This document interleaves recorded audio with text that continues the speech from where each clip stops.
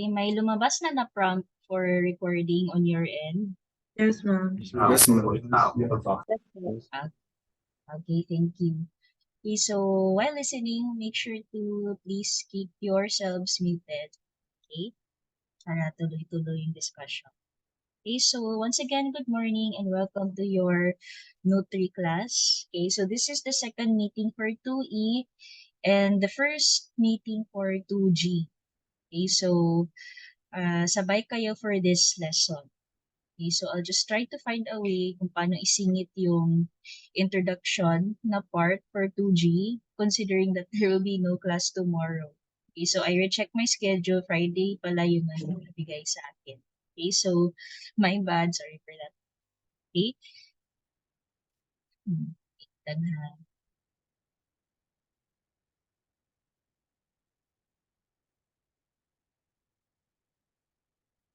Okay, for now, hindi ko ma-remember kung paano i-off yung sound every time a student comes in. So kindly bear with the with the with a ding dong from time to time. Okay? Sige. So we proceed with our lesson on macronutrients, starting with carbohydrates. Okay, so our carbohydrates are basically the major source of energy for our bodies, and they consist of 60 to 100% of calories. Okay, so recalling or going back to our lesson from the last meeting, 1 gram of carbohydrates equals 4 calories. Okay, so carbohydrates are composed of carbon, hydrogen, and oxygen with a general formula of H2O. Okay, so in short, ano siya, CH2 when we write it chemically. Okay, yung chemical formulation niya. Now, in basic terms, we know that carbohydrates are our go foods. Okay, so examples of go foods are the following. So definitely for us Asians, rice. Okay. We also have bread, cereals, and root crops in ating kamote. Okay, so you can see clearly in this picture.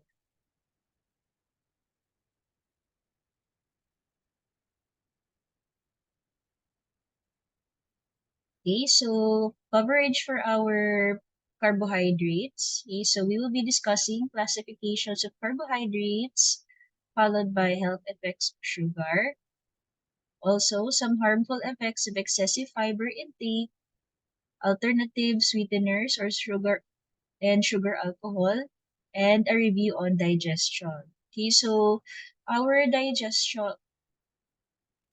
Okay, so you already have a working knowledge of this one. Okay, considering that you had your anatomy and physiology last year. Okay, so perhaps I can just skip on this one. Just kindly review na lang your anatomy and physiology, especially with regards to the function of the digestive system. Okay, so to continue, okay, so our carbohydrates are the preferred source of energy for many of our body's functions. Okay, so they share fuel responsibility with fats and proteins, and it is a protein spared. What does this mean? Okay, so in the event that our bodies are hungry or if we are starved, especially if we are starving, super walang kain. Okay, so we actually have storage of carbohydrates in our bodies. Okay, so carbohydrates plus our proteins. Okay, so our proteins, we will be discussing them separately. The proteins are responsible for muscle and tissue growth. Okay, and in the event that our bodies are hungry, okay, so our bodies turn to these stored nutrients to sustain us. Okay, so instead of protein being used, mas na mauuna si carbohydrates na ma-consume yung ating mga stored carbohydrates in our bodies. Okay? So next, we proceed to the classification of carbohydrates. Okay, so we have the first our monosaccharides or single sugars. Next, we have disaccharides or our double sugar. And lastly, we have our polysaccharides. Okay, so these are our starch and fibers. Okay, so these are the complex carbohydrates. Okay, so they differ specifically according to their chemical composition. Okay, so itong si simple carbohydrates, basically, mas madali siya ma-breakdown. Okay? So, if we eat a lot of simple carbohydrates, after a few hours, we're going to end up getting hungry again. Why? Kasi madali siya ang pinakamadali ma-breakdown, pinakamadali ma-consume ng ating body. On the other hand, the polysaccharides, especially our fibers, so once we take fibers, we feel more full.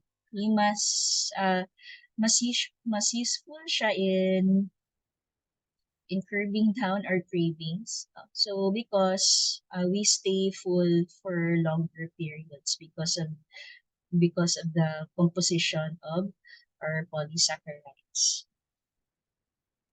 Okay?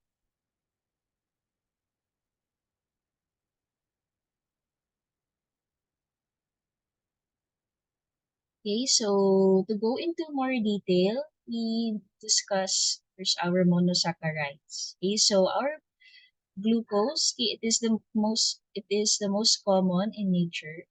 Okay, so our brain cells and our nervous system depend mostly exclusively in glucose for their source of energy. Okay, so this is why now if we are quite hungry, especially for those na pumapasok sa duty na wala palang breakfast, no, kahit walang intake at all, that's why we tend to feel quite sleepy. Kasi nakukulangan tayo ng glucose in our brains. Okay? So we have two hormones that regulate blood glucose homeostasis or blood glucose balance, and these are insulin and glucagon. Okay?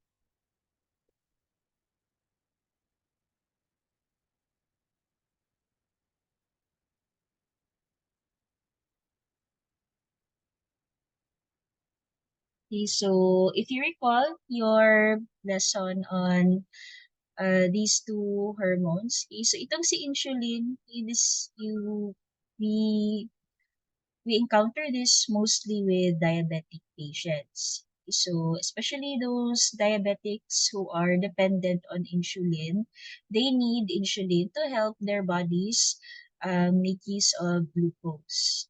Okay, so itong si insulin, siya yung key or yung susi para magpasok si glucose sa circulation natin. Okay? And then, what do you remember about glucagon? Siya yung mag-reduce or increase ng effect ng glucose. Can anyone remember?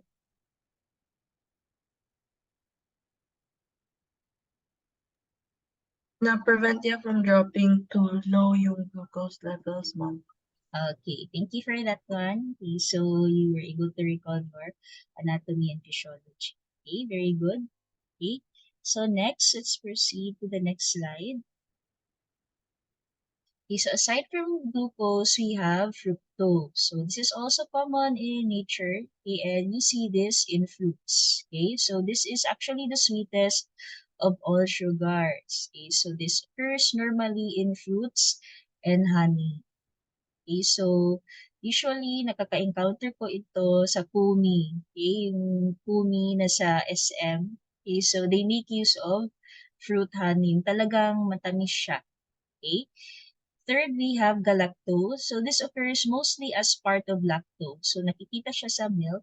Okay, so this is freed as a single sugar during digestion. Okay, so these are for our monosaccharides. Again, we have glucose, fructose, and galactose. Okay, our examples of our monosaccharides. Yung mga simple sugars natin. Okay.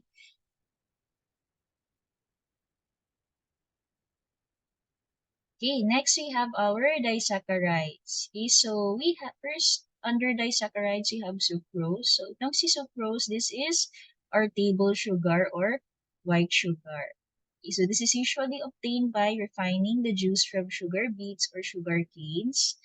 It also provides the brown, white, and powdered sugars available in the market. So again, just like your fruit honey, this occurs naturally, particularly in fruits and vegetables. Okay, so the partial digestive products of the chemical digestion,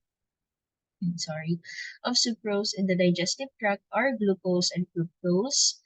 And then the final digestive product are two molecules of glucose, hence the body can convert again fructose to glucose. Okay, so this is just nice to know. Okay, so what's important in our scope of practice? No, when you go into your clinical exposure, even in your hospital life later on, mostly our role here is on health education. Health education, especially in suggesting the foods that our patients can eat. Okay, so this is more on the biochem side. No? So ito mga chemical composition. So this is just nice to know lang po. Okay, so don't stress yourselves too much in trying to memorize this. Okay, so as long as you have a basic knowledge and understanding, okay, like what is glucose, fructose, galactose, sucrose, and so on. Okay, that's just fine. Okay. Again, what will matter sa atin is yung how to give proper health teachings to our patients regarding food.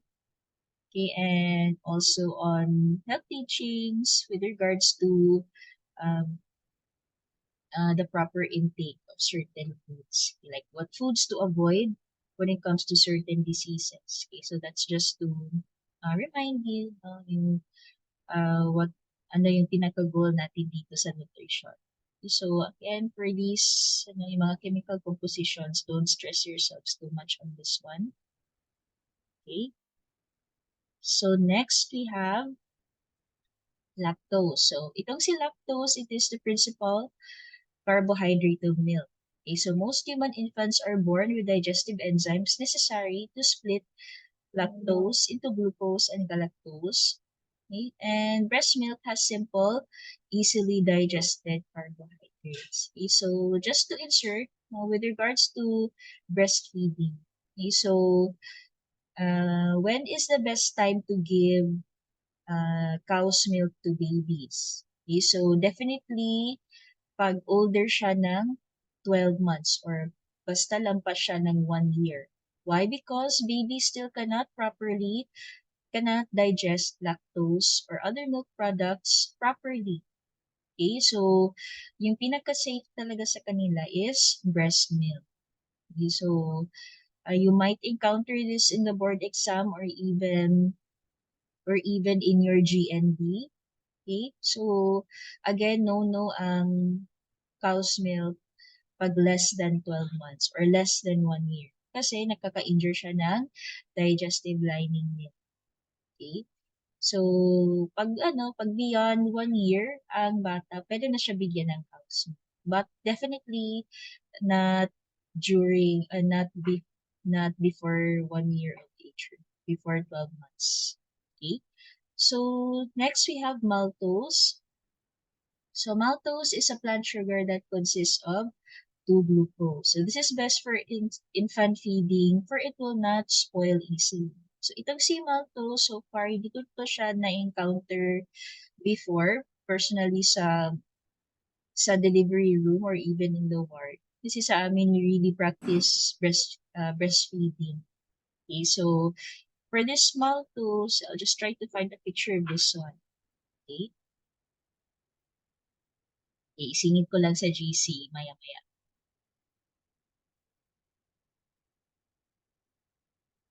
Okay, next up we have your polysaccharides. Okay, so our complex carbohydrates. First, we have starch. Okay, so this is long, straight or branch chain of hundreds of glucose units linked together. So this is abundant in rice grain and potato roots. So pinaka best example yung kamote. Okay, so pansin nyo, whenever you would take kamote, grabe yung feeling of fullness. Okay, in fact, there are some who swear by the kamote diet. Because of its effect that you stay fuller for longer, mas nakokontrol yung food intake or food cravings ninyo. Okay, so that's for kamote. In fact, I think, if I remember well, uh, may mga may mga K-pop artists na they undergo this type of diet, yung kamote only na diet. Okay, so I actually shared a video on dangerous diets to my students before, yung from last year's batch, and I recall na may ganitong diet, itong si kamote diet. Okay? So we have staple grains under our starch. Okay, so we definitely have rice in Asia. In Western countries like Canada, US, and Europe, we have wheat. Okay? And then for Central and South America, yung corn. And next we have yung millet. I'm not sure if I'm pronouncing it properly. Okay, rye, barley, and oats also. Okay, so again, these are examples of staple grains under starch. Okay, so just familiarize yourselves with the types of foods under each category. Okay.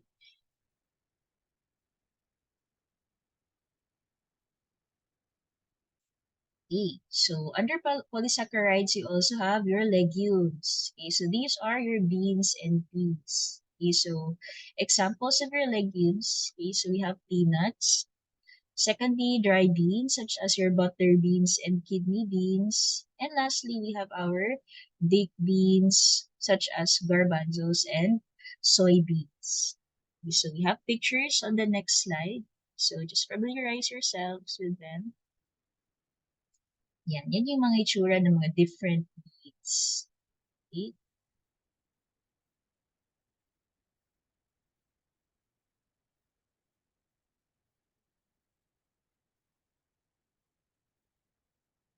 Okay?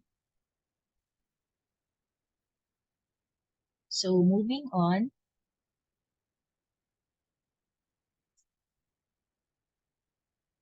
we have our root vegetables. Root vegetables such as our fibers. Okay, so we have potatoes and then we have yams. Okay, so we have grains, legumes, and tubers. By the way, are not only rich in starch, but they also have abundant fiber, proteins, and other nutrients. So napaka-amazing ng ating polysaccharides. So that's why good diet siya for those who are really trying to lose weight. Or like, or nice lagi siya i-try. Kasi experiment na to on ourselves sa kamote. Okay. So, okay. So next, under polysaccharide, we have glycogen.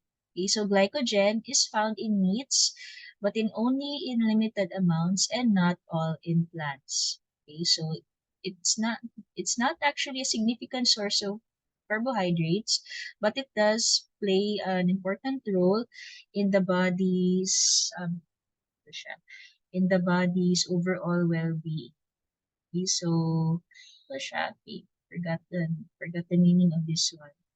Okay. So, sa ang gist nito, in the overall balance of the body. Okay? Especially in terms of energy. Okay? So it is a storage form of excess glucose in the liver and muscles. So the liver will convert glycogen stores to glucose to provide emergency glucose reserves to fuel the brain an hour or two in severe glucose deprivation. So ito yung periods or ito yung mga events that our bodies are hungry. Like there are times na hindi tayo kain. Okay, so one example, no, yung na-practice ko from time to time, okay, yung intermittent fasting. Okay, so in intermittent fasting, there are different patterns. May 8-16. Okay, so in 24 hours in a day, you are not going to eat for 16 hours. So that's your fasting time. And then your eating window is 8 hours. So let's say, for example, yung ginawa ko dati, yung eating window ko was 8 hours. So I would start eating 9 a.m. and then dapat by 5 p.m. uh, I would have my last meal. So beyond 5 p.m. and until 9 a.m., hindi ako pwede magkain. Okay? So during the time that I'm fasting, no, especially when my brain would signal na gutom ako, what takes place in my body is that that's the time that my body makes use of the glycogen storage. Okay, so from there, yun mag-start yung breakdown of fat. So in fairness, nakabawas ako noon. Okay, that was when I was having my hormonal therapy. Okay, so years ago. Okay, so that's basically how your glucose works, your glycogen works. Okay, another amazing thing about our bodies. But do not try, no, actually do not try ha. Do not try fasting without the go signal of your doctors. Kasi may kanya-kanya tayong tolerance for fasting, especially for extended agoy sid.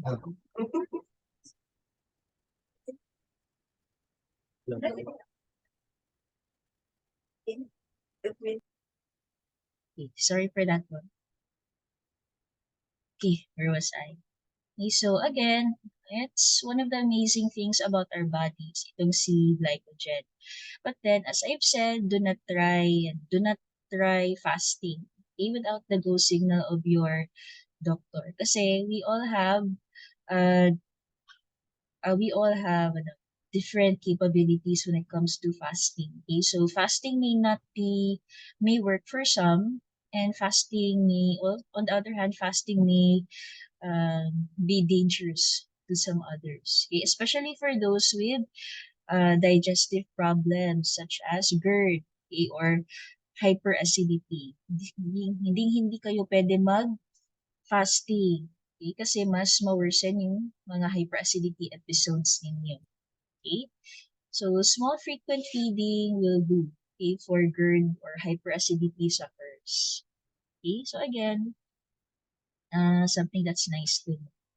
Okay? Okay, next, under your polysaccharides, you have your dietary fibers. So these are structural parts of the plants in plant-derived food. So definitely we have vegetables, fruits, okay, whole grains. We also have sugar units that are held together by bonds that human digestive enzymes cannot break. Okay, so next one. Okay, so these fibers include cellulose. This is the main constituent of plant cell walls found in vegetables, fruits, and legumes. Okay, so hemicellulose, that's the main constituent of cereal fibers. We also have pectin.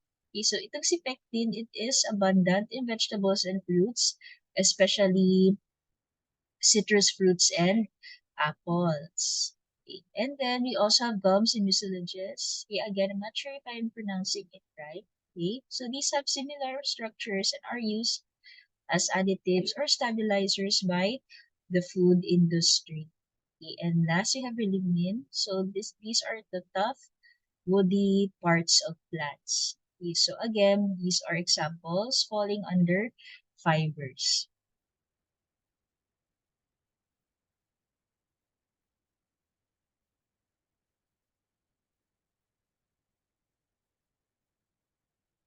Okay, so we also have starches that are classified as fibers or also known as resistant starches. Okay, so they escape digestion and absorption in the small intestine. So examples of these are whole meal grains, legumes, raw potatoes, and unripe bananas. So human enzymes do not break down cellulose and other dietary fiber, but bacteria in the human digestive tract can digest some fiber. So itong normal flora natin, yung good bacteria natin na nasa digestive tract. Okay? So food fibers can only generate energy supply if bacterial fermentation occurs. Okay, so action ng ating normal flora sa ating digestive system. Okay, so we need them. Okay,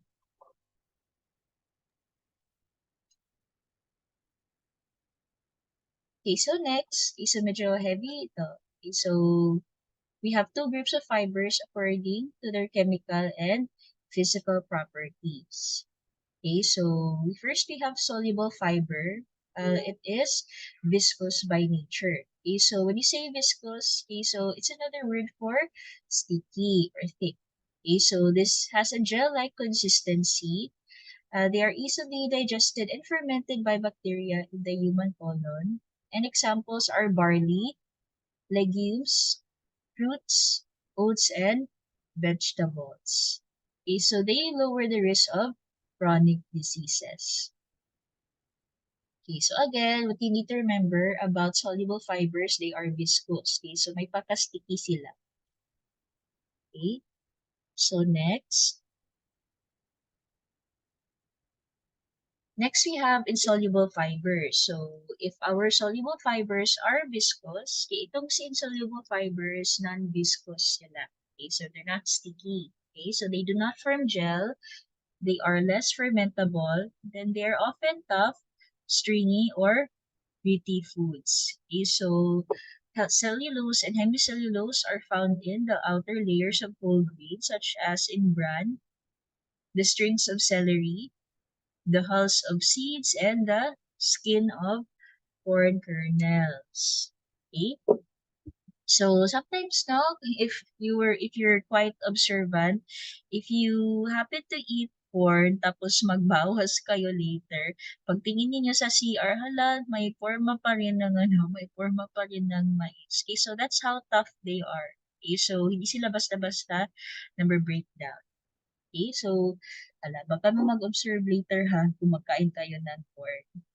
So actually, that was something that my CI from years ago mentioned, yung amazing powers of mais. Yun. Next we have starches that start again to continue starches that are classified as fibers. Okay, so these fibers retain their structures and rough textures even after hours of cooking. Okay, so they aid the digestive system by easing elimination. Okay, so what's that one way that they work? They actually add bulk to our digestive system. Okay, so that it would be easy for our bodies, especially the large intestine later on, to push it out. Okay, so we have dietary fibers. So these refer to naturally occurring fibers that are intact in foods. We also have functional fibers. So this refers to added fiber that have health benefits. Okay, so that's it for our polysaccharides.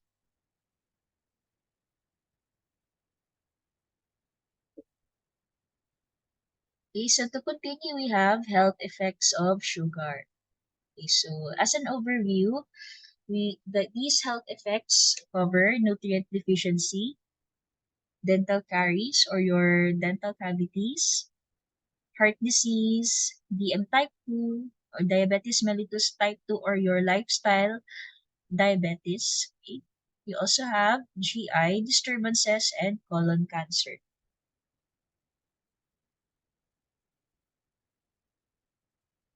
Okay, so let's start with nutrient deficiency.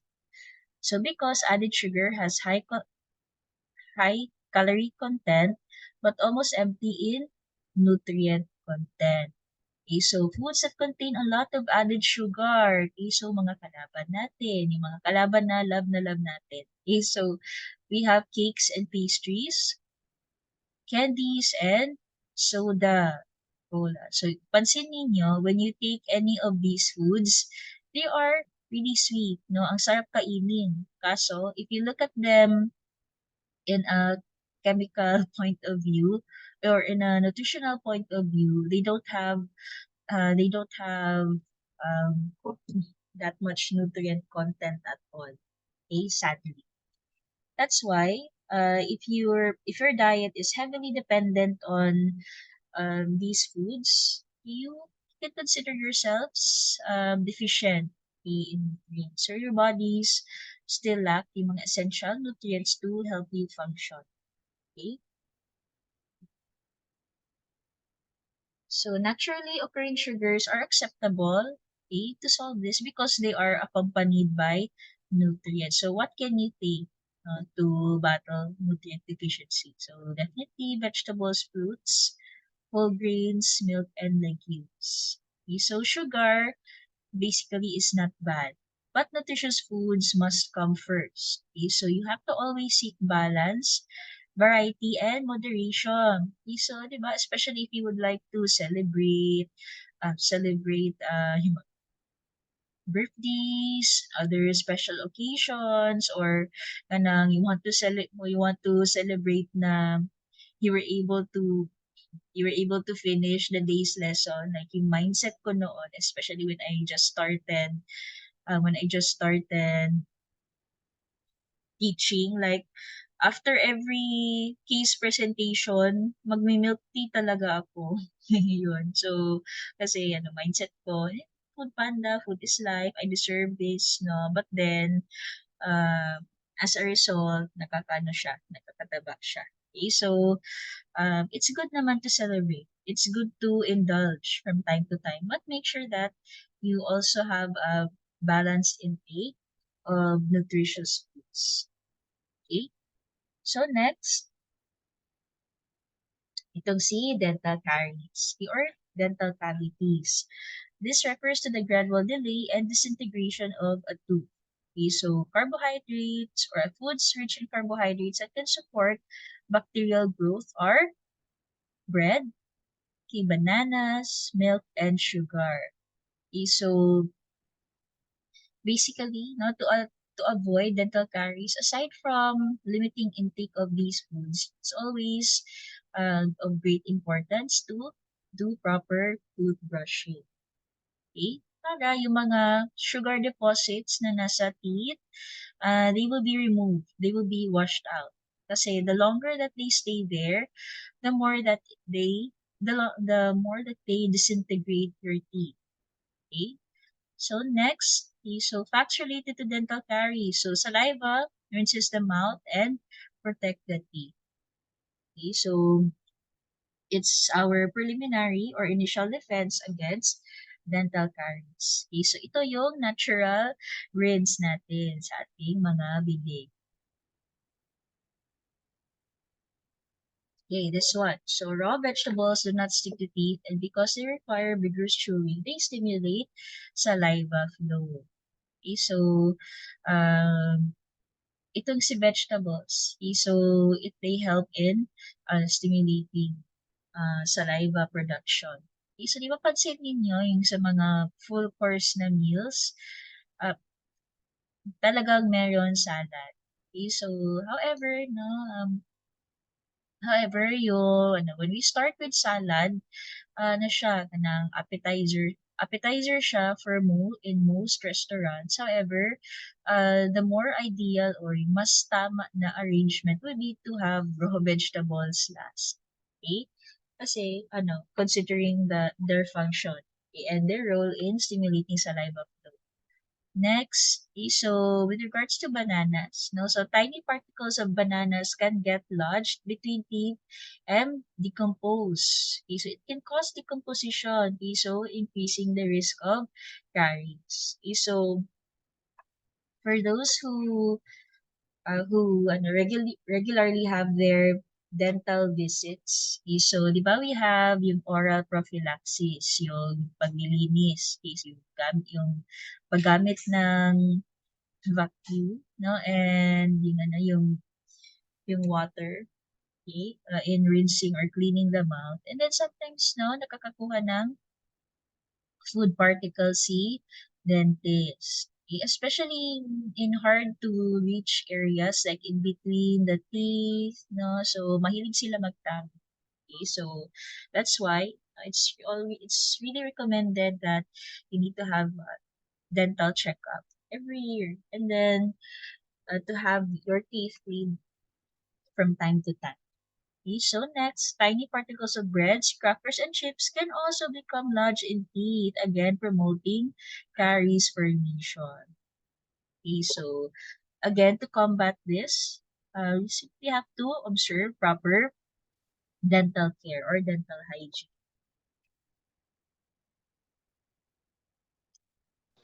Okay, next health effect, we have heart disease. Okay, so for soluble fibers such as oat, bran, barley, and legumes. Okay, so they lower blood cholesterol by binding cholesterol compounds and carrying them out of the body through feces. Okay, it can also separate and excrete atherogenic foods that lead to atherosclerosis. Okay, so yung mga plaque build up in between our vessels. Okay, so our soluble fibers help flush them out.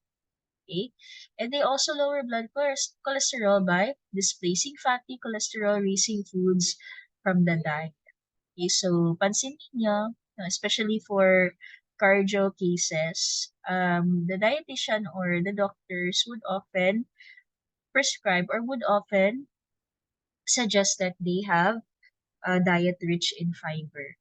Okay, para mababawasan yung kanilang plaque buildup or yung cholesterol nila.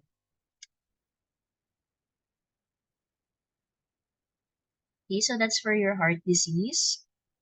Next, diabetes. Okay, so in diabetes, okay, so dietary fiber delays the passage of nutrients from the stomach to the small intestine.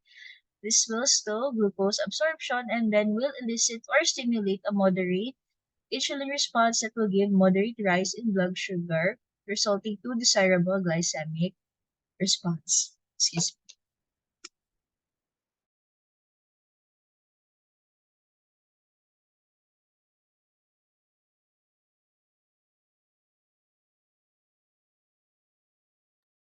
Okay, so going back, okay, so fibers are also helpful or are also beneficial to diabetes sufferers.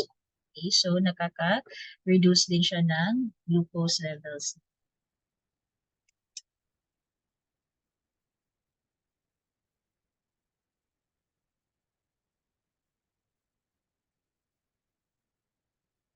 Okay, so to tackle or to discuss on the diabetes in more detail, so we have the glycemic response. So this refers to how quickly glucose is absorbed after a person eats.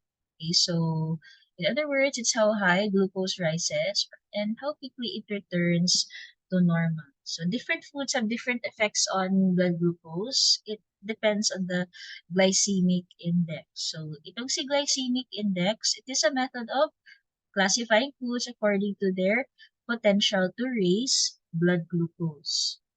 Okay,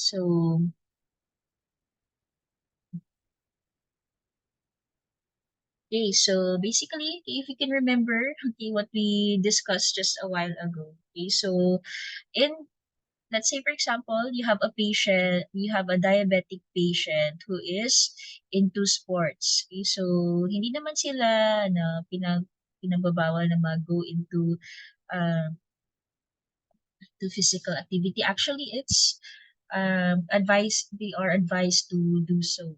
Para ma-exercise din sila. However, they have to be careful. They have to be watchful of their blood sugar. Kasi once their blood glucose levels drop, they have that they are at risk of being comatose. Okay, so they would experience fatigue, loss of consciousness in some instances. No? So to avoid that one, dapat na um, meron silang mga rescue doses or rescue sugar. Okay, so number one, no? So especially for diabetes type 1, yung dependent sa insulin, they really need to have candies or even juice with them. Why? Because they are simple sugars. And what we know about simple sugars is that they are easily or readily absorbed by the body once they are ingested. Okay? So that's one important thing that you have to remember sa mga diabetes patients. Although mataas yung mga blood sugar nila, it's having low blood sugar can also endanger their life. So, dapat meron silang mga rescue dose or yung mga rescue sugars. Okay, okay next one, AGI disturbances. Okay, so, cellulose enlarges and softens stools, resulting in ease in elimination for rectal muscles. So, it prevents constipation and hemorrhoids. Okay. So next, it also prevents obstruction of the appendix, thus preventing the invasion of bacteria that may infect it. Okay. And third, stimulates the muscle of the GI tract and helps the content of the intestinal tract to move easily so that they retain their health and tone. Okay, so yung basic understanding or ideal way that our digestive system should work, dapat regular bowel movement. Okay, so, um, hmm, having a regular bowel movement is beneficial to our digestive tract. Kasi walang nasa-stop, walang bahaw na nangabilin dito sa ang large intestine. Okay? So, because of that, is our digestive tract, especially our colon, so they get regularly cleaned out. And in a way, parang na-exercise yung peristalsis ni TN. Because of that, nagiging well-toned yung GI tract or yung digestive system natin. Okay? And then, fibers also prevent digestive tract from, sorry, from bulging out of places. Okay? So next, okay, so we also have cancer. Okay, so fiber has the ability to dilute and speed removal of potential cancer-causing agents from the large intestine or the colon. Now, some fiber stimulates bacterial fermentation of the fiber in colon. So this is a process that produces small fat-like molecules that lower the pH. Okay, and these small fat-like molecules and the lowering of pH inhibit cancer growth in the colon. So intake of fiber is actually protective. Okay, protects us from cancer. Okay, yun na yung protective properties niya. Okay, so last few slides for our carbohydrates.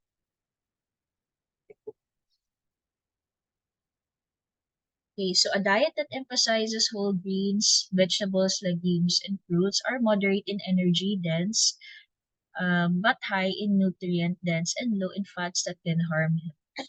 Okay, so it will help reduce the risk of the following. So obesity, cancer, okay, diabetes mellitus, okay, GI disorders, dental caries, malnutrition, and cardiovascular disease.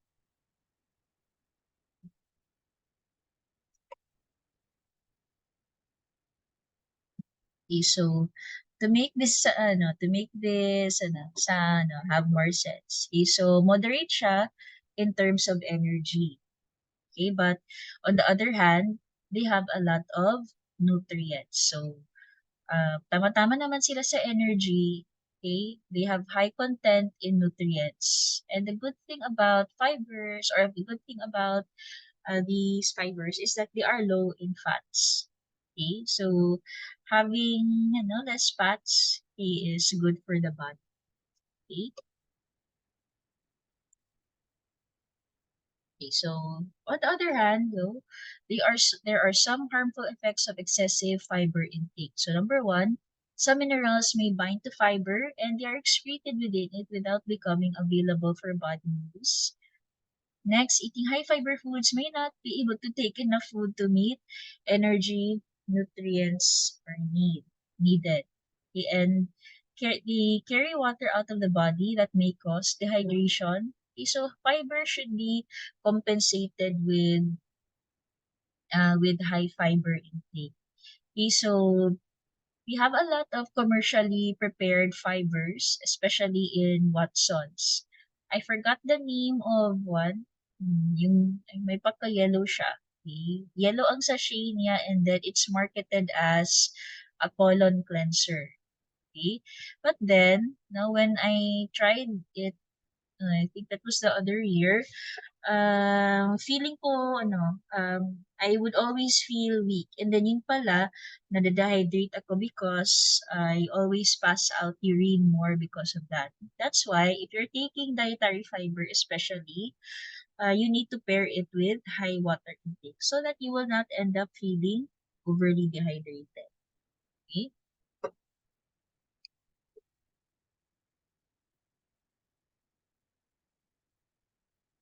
Forgot the name of that one. I'm just going to post it on the GC. Okay? Basta yellow siya. So, okay, so just additional information na yung mga alternatives to carbohydrates. Okay, yung mga other forms of our carbohydrates, we have sugar, alcohol. Okay, so these are also carbohydrates that will yield 2 to 3 kcals, okay, or 1 gram. Side effects are gas formation and abdominal discomfort. Okay, so they do not contribute to dental caries because bacteria in the mouth metabolize sugar alcohol slower than sucrose. And they also inhibit the production of acids that promote caries formation. Okay, so examples of these are mannitol and sorbitol.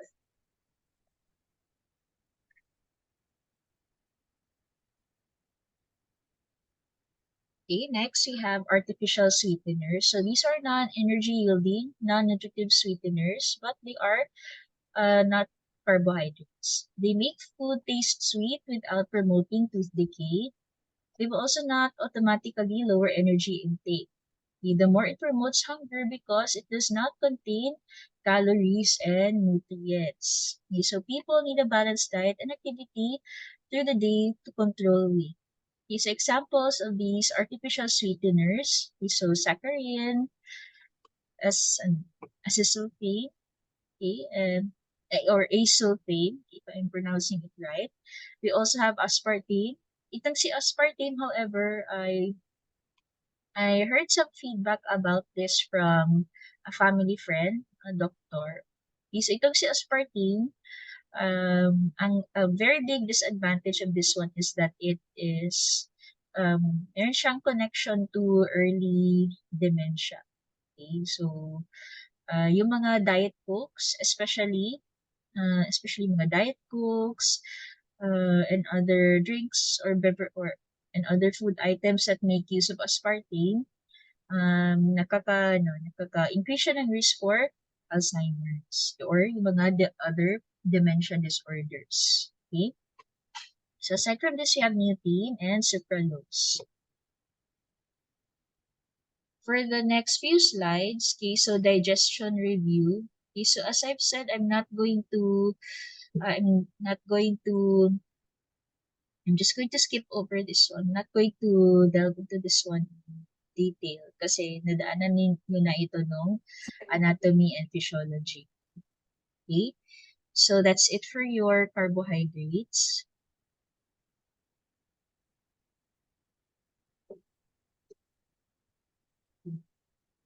So, 2G, mga by 9:20, pwede kayo mag-out.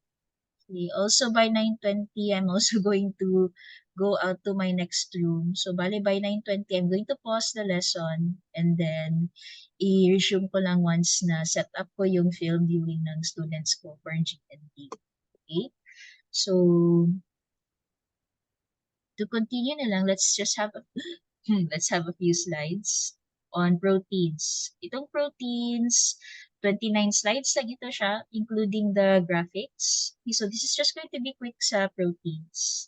Okay? So, itong proteins are also known as our group foods. Okay, and they consist of fish, meat, and beans. And for sure, I know there are a lot of carnivorous people here, or those who are meat lovers. Okay, so me included. Okay, so topics under proteins. Again, we will tackle the classification of proteins and amino acids. We will also discuss their functions, their protein and its relation to our health, nitrogen balance, digestion review. I guess I'm just going to skip again on this one.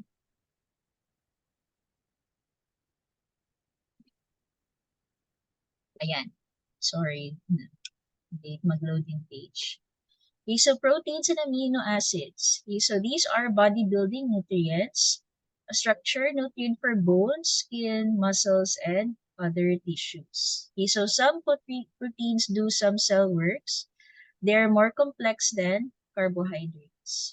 Okay, so chemically wise, proteins are composed of carbon, hydrogen, oxygen, and nitrogen. And then, we cannot have our proteins without mentioning the amino acids. So, itong amino acids, they are the building blocks of proteins. Okay?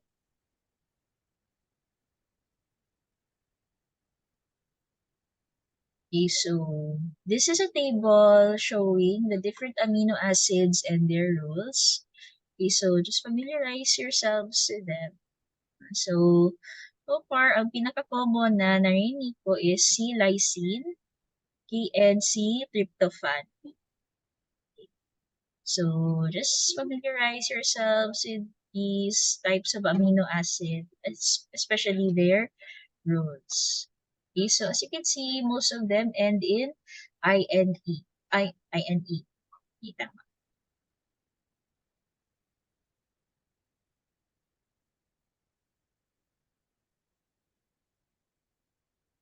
ayan. Okay, so this is another table showing the different amino acids and their main food sources. Okay, so, pinaka-common denominator so far si egg. Si egg, soy, peanuts, even cheese, taking parmesan. Alam ko, na-trigger ako ng hunger. Okay. Okay, so just simply familiarize yourselves with this one. By the way, I mentioned this to 2E last time for those students in 2G. Before you start your Nutri class, it's highly advised na you take your breakfast beforehand. Kasi in most of the slides that I will be presenting in the course of this subject, ang dami-dami mga pictures. Nakaka-trigger siya ng hunger. So please, um, be kind to yourselves and do eat breakfast before this subject. Okay? So next slide, we have classifications of your proteins. So we have your semi-essential amino acids, or your CEAA. They partially spare essential amino acid but cannot totally replace it. So examples of these are tyrosine, cysteine, glycine, and serine. Okay? Next, you have your non-essential amino acids. So the body can make it for itself, and these are examples. Okay, so citrulline, aspartic acid, hydroxyglycine, norleucine, and so on and so forth. Okay, so personally, wag masyadong ma-stress dito sa mga names. What you need to focus on is yung role ng protein sa body, especially in relation to health. Okay. So, this is a nice to know page. Okay, so this is on how to get more tyrosine and sources of your cysteine and tyrosine. Okay, so spirulina, spinach, egg, salmon, cottage cheese. Okay, so ito yung mga foods. that you need to be familiarized with for for as sources of your semi-essential amino acids.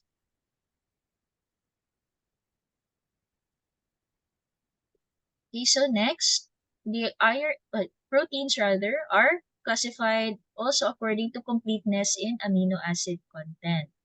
We have complete proteins. Okay, so they contain all the essential amino acids in sufficient amount for growth and maintenance of life. So nandito na yung mga big names, yung mga contenders. Okay, so meat, fish, poultry, cheese, eggs, milk, and yogurt. Okay, so for yogurt, yung may pinakamalaking concentration or amount of protein so far is yung Greek yogurt.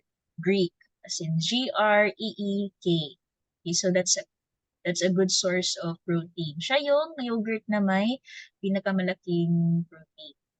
Okay? Next, partially complete protein. So they can maintain life, but they cannot support growth. Okay? So proteins derived from plants such as legumes, whole grains, nuts, and soy. Okay, so I remember years back, when I had my board exam, I came across this community type question. Okay, so there is an impoverished family. You are taking care of an impoverished family, tapos blah, blah, blah. Kailangan nila ng source of protein.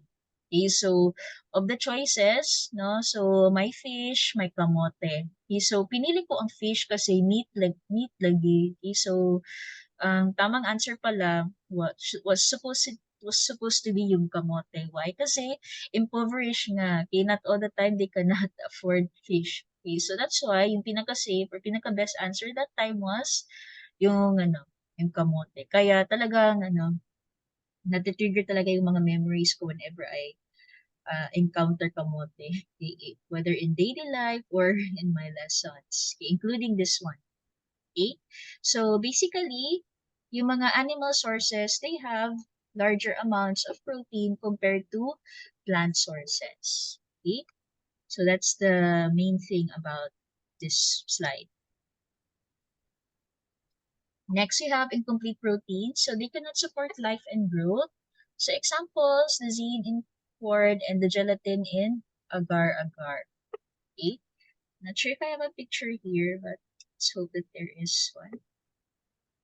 Okay, so wala palang picture about that one, yung sa may agar-agar. Okay, so functions of protein, definitely as enzymes, protein catalysts. Okay, so next, they regulate fluid and electrolyte balance. So ito siya, albumin and globulin are the two proteins that help maintain the body's fluid balance by keeping water in the blood. Okay, so actually ito, I can really attest to this one kasi from time to time, back when I was in the hospital, especially whenever I would encounter kidney patients, they really appear swollen. Meron talaga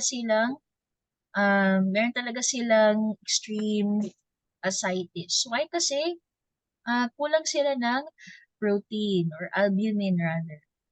They have this condition known as hypoalbuminemia. So, kulang sila ng albumin in the body.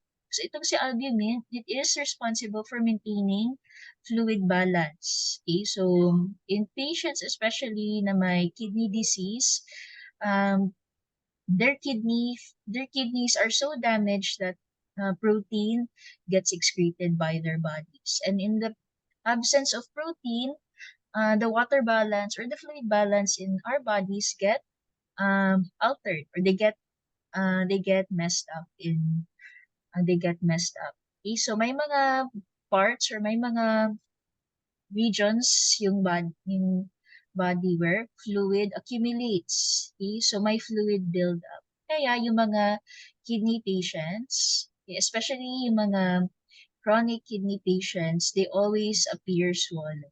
Okay? Talagang may mga fluid deposits or fluid accumulation, if not in their bellies, doon sa my legs. Okay? So, this imbalance is critical to functions of nerve transmission and muscle contraction. Okay, and this may lead to irregular heartbeat, muscular weakness, kidney failure, and death. Okay, so going back to my experience with kidney patients, now of all the patients that I encountered so far, yung basta may kidney disease, especially yung chronic kidney disease or end-stage renal disease, they do not have peaceful deaths at all. It's one of the most painful conditions a human can encounter. Because, di ba, sabi ko may fluid build up, may fluid imbalance. Okay, so they also tend to have a fluid accumulation in their lungs. Kaya pag they are in their when they are in their dying moments, they are dyspneic. Okay? Kasi may build up ng fluid doon sa lungs nila. Okay? They really feel congested. Okay? So it's quite painful death.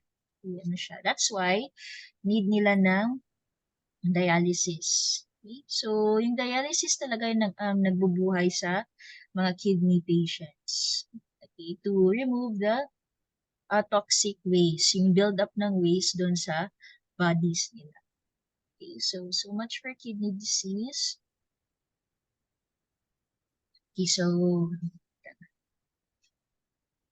I'm going to pause na lang munahan. I'm going to pause here, guys. Since it's already 9:20 and I know that yung mga 2G natin, you will be leaving us in a while. So, i-pause ko muna ito ha. And I'm also going to transfer sa kabilang room.